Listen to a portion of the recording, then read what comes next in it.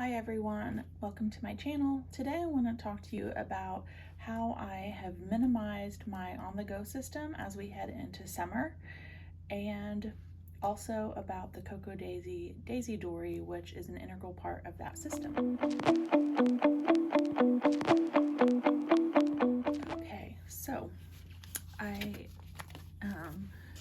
have been using this Amplify planner for a few weeks now, and it's really compact and minimal, easy to throw into my tote bag and go to work. But I was sort of thinking about going into summer vacation. I am in the education field, and so my summers look a lot different than the other 9 months of the year. And I wanted to make my traveler's notebook reflect what I truly need in a system. So basically, I know when I'm out and about with my son, going to the park, going to the pool, doing all the things, heading to the library, I don't necessarily need my monthly calendar, my content planning, my weekly calendar, maybe not even my daily calendar with me. I did want to have a place to just do some very simple journaling and memory keeping. So my first book is this plain, I think it's from Moterm, it's just plain paper. So I can literally journal or write about anything I want, add pictures if I want to, and yeah, just have a book to do like very random, maybe not even cohesive things. So that's my first book. I'm going to skip my second book because it's the meat of this setup, which is my Cocoa Daisy Dory, and then just mention this and just talk about briefly the third insert, which is also from Moterm.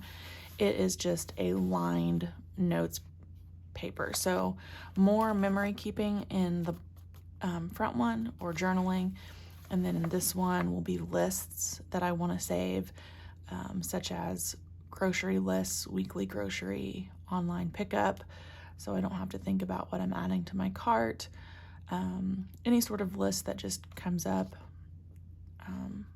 throughout the day. So a place to kind of brain dump and make lists, maybe put appointments down for the day if I'm really afraid I'm going to forget to reference my main planner. Now let's talk about the Cocoa Daisy Dory. So in the past, I have used this for lots of different things, but again, I wanted to fill up this booklet, but also make it purposeful for my simplified kind of summer routine. So I didn't want to include any yearly, weekly, daily plans. Now, I believe I counted maybe 32 pages in this book, and I have each page assigned to something for the most part. So I thought this would be a good way to show how you could use some of your Daisy Dory pages. You might not use all of them, but maybe some of them would pertain to you and something that could be useful. So the first page is my gratitude page. I did use the date flags from the main planner kit sticker sheet, and I will literally just be listing a gratitude for the day. It doesn't have to be something major. It might just be, fresh coffee, hot coffee, something small that I'm thankful for the day. So that's the first page. And then the next few pages are all about the Getting Things Done method. I don't know if you're familiar with that. There's a book out, and a lot of people in the planner community have kind of went this way. I've been doing the Getting Things Done method for probably 2 months now and have really enjoyed it. So I set my pages up to reflect that system. So this first page is called an inbox, and literally anything that comes in, let's say it's a bill or an invitation, whatever, you list that out and then you put where it needs to go next on your calendar, on your next action list, on your waiting on list, on your project list, or on your someday list. So let's just say I get a wedding invitation. I would write down wedding invitation, and I need to put it on my calendar so I don't forget the date. And I probably also need to put it on the next action list to maybe buy a gift or get that ready. So that's how the inbox system works. And then if it's on the next action list, it goes right on to this next page. So again, we'll just use the gift, wedding gift, and it's going to be an errand. So all of your next actions will either go for your house and home, work, into your planner, errands, contact, or something to do on your computer. And I did want to talk about this briefly because it has helped me be more productive. So the nice thing is, once you get a big long list of next action items going, and you're going to put a check mark on which one of these categories it falls into, is that you can batch your items. So you're going to be able to easily see, oh, these 6 things are errands. So when I'm out and about in my car and I have an hour or so to run errands, why don't I just stop all 6 places? Or if I'm sitting down to make phone calls, I need to call these 3 people. So having this next action list and then choosing what category that next action goes in really helps you batch your time. And for me, that has been something that has made me definitely more productive. Okay, next page is waiting on list. This has also been a big game changer for me, and it is part of the Getting Things Done method. So in my line of work as a special ed administrator and as a content creator and working with different companies, sometimes you are waiting on people to respond. This also includes for me if I order anything online. So let's just pretend I ordered, a new planner. I would put that down, Cocoa Daisy planner, and the date I ordered it. The day that it shipped, I get my shipping notifications. I'll put that on my first contact. And then let's say for some reason it gets lost and it hasn't been delivered for my second contact. I obviously need to contact them. So that sort of thing. Or I'm setting up a guest designer. I write their name the day I contacted them, and then they finally respond to me. That would be my first contact, and we confirm that they're going to be the guest designer. That might be my second contact, and then any notes that I need for that. So again, very helpful for me in many different ways, but a waiting on page. And then also part of the Getting Things Done system is project management. So for the Getting Things Done method, I think he defines anything as a project that takes more than one next action item. So what I've done is allocated this first grid section for first project, second project, a third, a fourth, a fifth, and a sixth. These are just stickers from Cocoa Daisy, and then I used a Cocoa Daisy stamp to number them for projects 1 through 6. And as the summer progresses, it might be a big project or a small project, but then I'll have the space to kind of map out what that project looks like, including any action items. All right, next is summer info. So the thing that I have found is that we typically go to a lot of the same places locally. However, I'm always opening my phone and trying to find them if they have a Facebook account or a website, what time are they open, all of those sorts of things.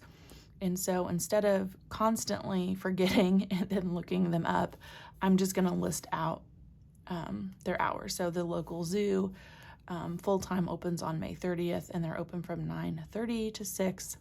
And I will do that for our outdoor pool, both libraries and the Civic Center, and anything else. Obviously, I have this page for, but that just saves me time because I typically always have my planner with me, but not necessarily wanting to look things up all the time.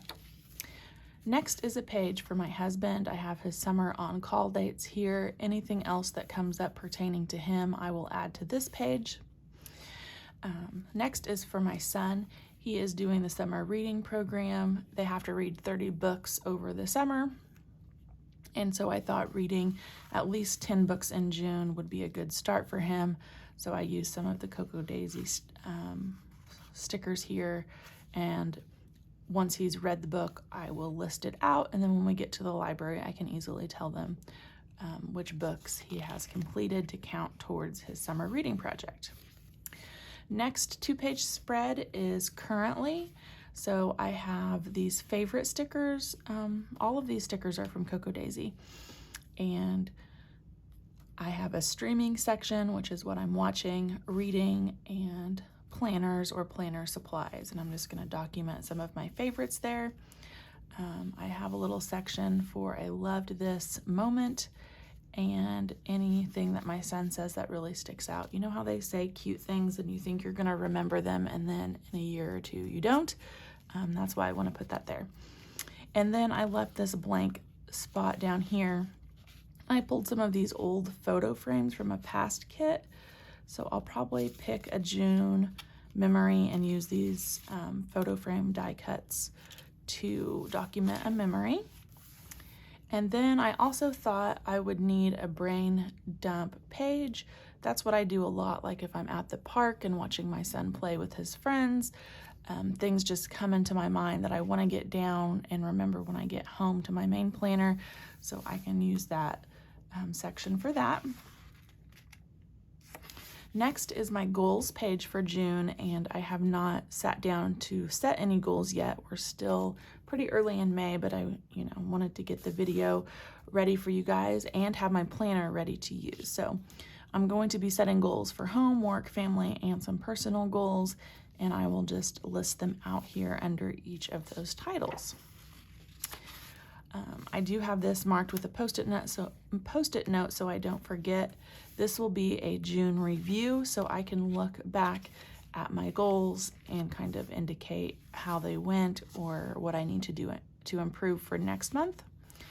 And then the last section of this Dory booklet is these, you could use it for weekly planning, but it's a dot grid background, and I did go ahead and use all of my numbers for 1 through 30. And I will be following the Cocoa Daisy Journal Challenge. It is not posted yet as I film this video, but you can go to their website to digital downloads, and they basically give you a journaling prompt for each day, and I will be using a section per day to journal and answer that journaling prompt. So I have all 30 days ready for June. And then the only page I don't have anything assigned to yet is this 2-page spread in the back. So I could use that, for whatever I needed to.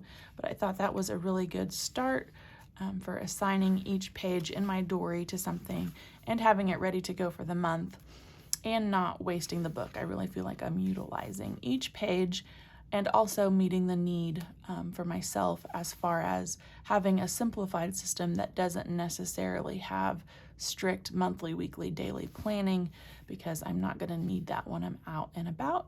I'll just come home, take anything from my brain dump or next action lists and put it in my planner. So that's just kind of where my brain has been. And yeah, it's my setup for June using the Cocoa Daisy Koi Pond kit. If you have questions about anything, please don't hesitate to ask. But I hope the video helped you and gave you some ideas on how you can use your Traveler's Notebook inserts from Cocoa Daisy. Thanks for joining, and I'll see you back on my next video. Happy planning!